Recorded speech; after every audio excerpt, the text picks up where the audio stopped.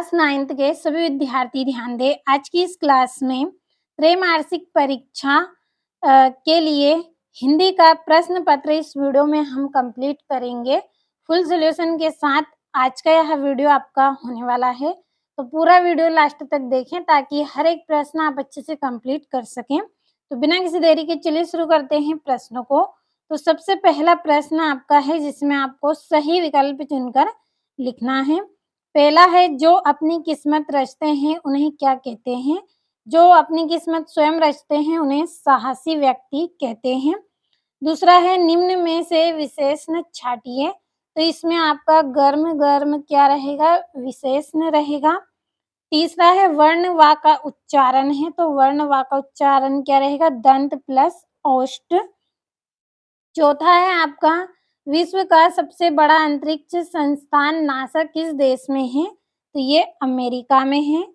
पांचवा है, एक दिन भुज का पाठ में लेखक किससे बात करते हैं?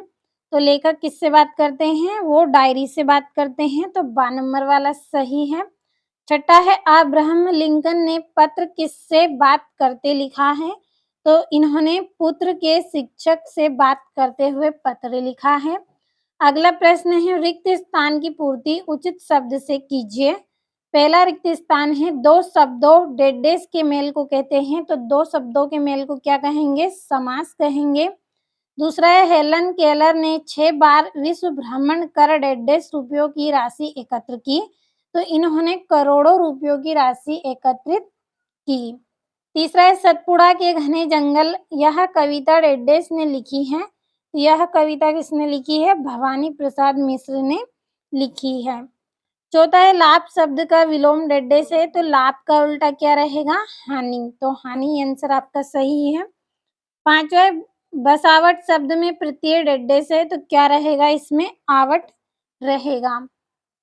छठा है, सूरज का डेडेस चारों ओर बिखरा हुआ है, तो सूरज का चारों ओर क्या बिखरा हुआ है? तेज बिखरा हुआ है, तो तेज इसमें आपका सही आंसर रहेगा। तीसरा है, जिसमें आपको सही जोड़ी बनाकर लिखना है। जल्दी से पढ़ लेते हैं। पहली जोड़ी है आपकी पीर की मजार, तो इसकी जोड़ी रहेगी आपकी सूफी संतों की दरगाह। दूसरी है हेलन केलर, तो इसकी जोड़ी रहेगी स्वावलंबी महिला थी हेलन केलर। तीसरा है रा के रूप में, तो रा के रूप में क्या रहेगा आपका? रेफ एक पदेन। चौथा है अनुस्वार, तो अनुस्वार की जोड़ी आपकी रहेगी आ। पांचवी है कारा चिन्ह, तो इसकी जोड़ी रहेगी आपकी विभक्ति या परामर्श, तो ये पांचवी जोड़ी। छठी है आकाश शून्य खगोल मंडल, तो इसका रहेगा अंतरिक्ष। ये हो गई जोड़ियां।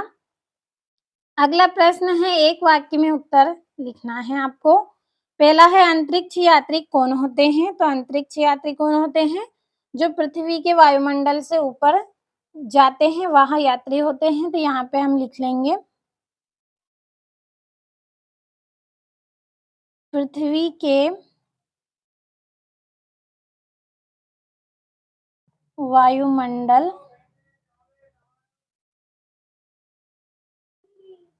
से ऊपर जाने वाले यात्री।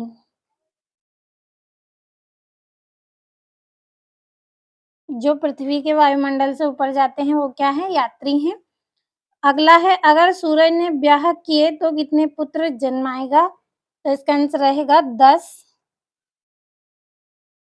5। 10 5 आंसर रहेगा। अगला है, मेहमान ने बड़ी रुचि से कौन कौन सी चीजें खाई? तो इन्होंने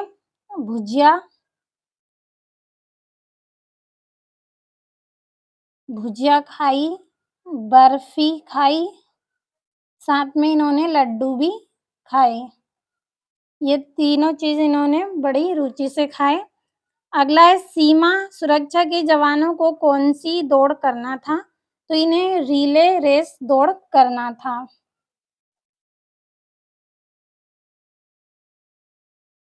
रिले रेस दौड़ करना था इनको। अगला है, सॉरी रिले रेस आए यहाँ पे, मैंने गलती से डाल दिया रेस, स्रोत रहेगा ये। अगला है, हमें पानी कहाँ-कहाँ से प्राप्त होता है? तो हमें पानी नदियों से मिलता है, झरनों से, बारिश आदि जगहों से मिलता है। तो हम यहाँ पे लिखेंगे नदियों से, झरनों से, बारिश आदि से, क्योंकि कुओं से, ट्यूबवेल से आदि जगह से हमें मिलता है पानी। छठा है, पंडित अलाउद्दीन कौन थे? तो पंडित अलाउद्दीन कौन थे? एक व्यापारी थे ये, एक व्यापारी आंसर रहेगा, व्यापारी थे। तो ये हो गए हैं आपके एक वाक्य में उत्तर।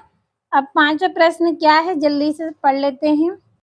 पांचवा प्रश्न है आपका, जिसमें आपको सत्य असत्य लिखना है। पहला है, बंशीधर को नमक के दरोगा की नौकरी मिल गई थी।